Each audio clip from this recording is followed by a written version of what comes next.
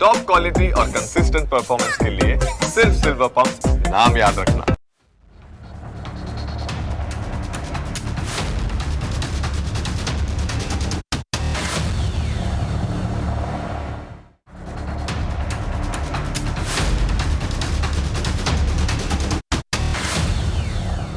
અમારો તમને સવાલ છે કે પાકિસ્તાનની એક કિરાના હિલ્સ તમને યાદ છે?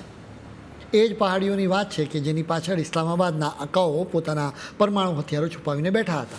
તેઓ માનતા હતા કે દુનિયાને તો કશું દેખાશે જ નહીં. ઓપરેશન સિંદૂર વખતે આ જગ્યાની ખૂબ ચર્ચા થઈ. હવે અત્યારે વધુ એક વખત એની ચર્ચા થઈ રહી છે, જેનું કારણ ભારતના ભૂતપૂર્વ chief of defence staff general Anil ચૌહાણનું એક ભાષણ છે. સૌથી પહેલાં તો તમે ભૂતપૂર્વ chief of defence staff general Anil ચૌહાણને સાંભળો. Occasions has been asked whether Kirana Hills were hit or not. That's where their nuclear facilities are there. And which Bharti had rightly clarified that we did not target Kirana Hills. I can maybe give an kind of an explanation. Before those strikes, we had sent in a lot of loiter ammunitions at Sargodha. And Kirana Hills is about 10 kilometers north of Sargodha. So the loiter ammunition is looking for radars which are in around Sargodha. And it's got a lifetime, means time. It will loiter for about 2 hours, and once it doesn't find a target, then it comes down and hits somewhere. It must have come and hit, one of those hills.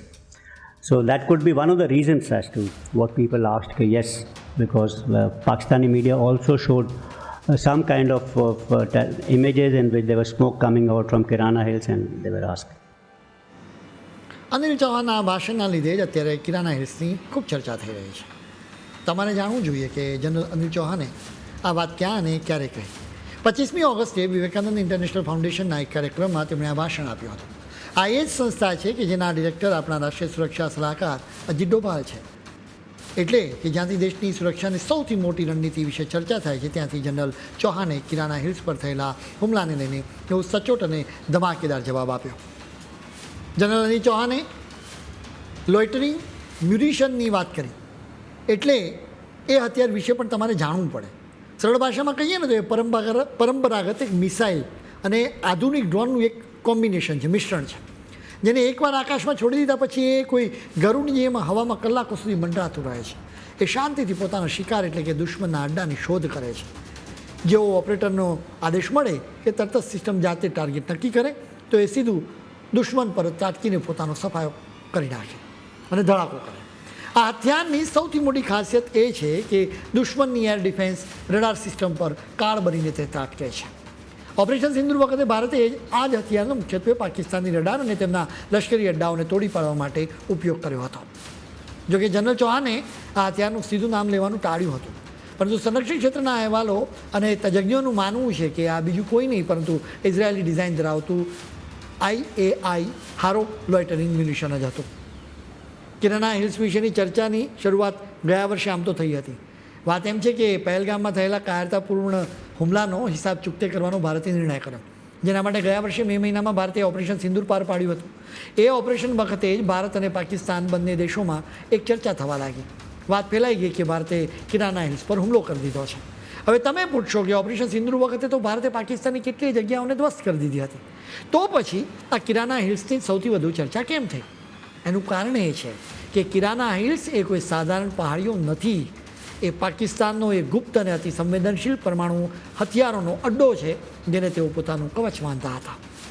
લોકોને કિરાના હિલ્સની વાત સાંભળવાની આટલી ઉત્સુકતા અમસ્તા જ નથી, કારણ કે આ માત્ર કોઈ પહાડી વિસ્તાર નથી, પરંતુ પાકિસ્તાનની ગુપ્ત તિજોરીની આ વાત છે, જેના વિશે તેના આકાઓ એવું માનીને બેઠા કે અહીં આપણે પરમાણુ હથિયારો છુપાવી દઈશું તો આખી દુનિયાને ખબર જ નહીં પડે.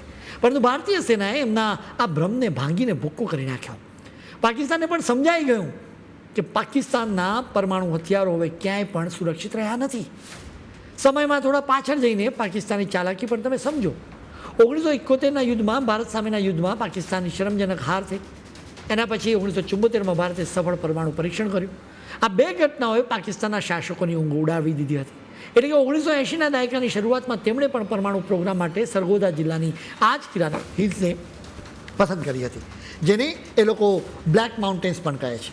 1983થી 1990 વચ્ચે અહીં 24 જેટલા કોલ્ડ ટેસ્ટ કરવામાં આવ્યા. કોલ્ડ ટેસ્ટમાં પરમાણુ વિસ્ફોટ કે રેડિયેશન ફેલાવ્યા વગર બોમ્બની આંતરિક સિસ્ટમ અને ટેકનિકલ બનાવટનું પરીક્ષણ કરવામાં આવે છે.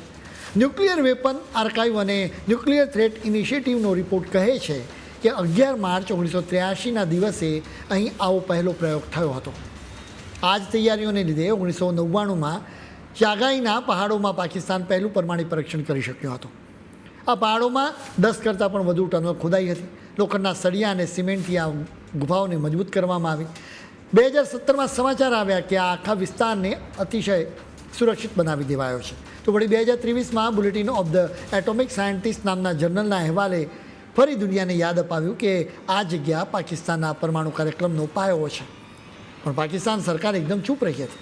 એમણે ના તો હા પાડી કે ના તો ના પાડી. આ જગ્યાનું લોકેશન ખૂબ જ ખાસ પણ છે. કિરાના હિલ્સ સરગોદા શહેરથી માંડ 10 કિલોમીટર દૂર છે અને એ પણ પાકિસ્તાની એરફોર્સના મુશાફ એરબોઝની બિલકુલ બાજુમાં છે. એટલે કે લશ્કરી અડ્ડો અને ગુપ્ત પરમાણુ અડ્ડો બંને આસપાસ છે. સંરક્ષણ ક્ષેત્રમાં તો કિરાના હિલ્સને લઈને વખતો વખત ચર્ચાઓ થતી જ રહી છે. પરંતુ ભારતના સામાન્ય લોકોને ગયા વર્ષે ઓપરેશન સિંદૂરથી આ જગ્યા વિશે ખબર પડી. ભારતે અનેક આતંકી અડ્ડાઓને ટાર્ગેટ કર્યા. એવામાં એવી પણ વાત ફેલાઈ ગઈ હતી કે ભારતે તો કિરાના હિલ્સને પણ ઉડાવી દીધું છે. કહેવામાં આવ્યું કે ભારતે મુશાફ એરબેઝ અને નીચેની ટનલો પર હુમલો કરી દીધો. ખાસ કરીને સોશિયલ મીડિયા અને વોટ્સએપ ગ્રુપ યુનિવર્સિટી જે ચાલી રહી છે એમાં આવી વાતો ખૂબ ફેલાઈ હતી. તમને ખ્યાલ હશે કે ઓપરેશન સિંદૂર વખતે ભારતની સેનાની ત્રણેય પાંખોના અધિકારીઓ આવીને એકસાથે પ્રેસ કોન્ફરન્સ કરતા હતા. આવી જ એક પ્રેસ કોન્ફરન્સમાં સવાલ કરવામાં આવ્યો હતો કે શું ભારતે કિરાના હિલ્સમાં પાકિસ્તાન પરમાણુ હથિયારોને ટાર્ગેટ કર્યા છે? જેના જવાબમાં એર માર્શલ એ કે ભારતીએ કહ્યું હતું કે કિરાના હિલ્સમાં પરમાણુ હથિયારો હોવાની વાત અમને કહેવા બદલ તમારો આભાર. અમને એના વિશે ખબર જ નથી. અમે કિરાના હિલ્સ પર હુમલો કર્યો જ નથી. વળી ઓપરેશન સિંદૂર વખતે એવી પણ વાત ફેલાઈ હતી કે કિરાના હિલ્સમાંથી રેડિયેશન લીક થઈ ગયું છે. આંતરરાષ્ટ્રીય પરમાણુ ઉર્જા એજન્સીએ ચોખવટ કરવી પડી કે પાકિસ્તાનના કોઈપણ પરમાણુ મથકમાંથી કોઈપણ પ્રકારનું લીકેજ થયું જ નથી. આ વર્ષે જાન્યુઆરી મહિનામાં પ્રજાસત્તાક પર્વના પ્રસંગે જ્યારે વાયુસેનાએ ઓપરેશન સિંદૂરનો વિડીયો જાહેર કર્યો ત્યારે ફરી કિરાના હિલ્સ પર બધાનું ધ્યાન ગયું હતું. આ વિડીયોમાં સરગોદા એરબેઝ ફરી દેખાયો એટલે ફરી પાછી ચર્ચાઓ શરૂ થઈ.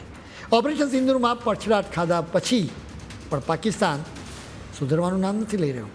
ફરી પાછું પાકિસ્તાન સરહદે સૈન્ય સામગ્રીનો જમાવડો કરી રહ્યું છે. પરંતુ પાકિસ્તાન કોઈ અટકચાળો કરશે તો ભારત એનો જડબાતોડ જવાબ આપશે.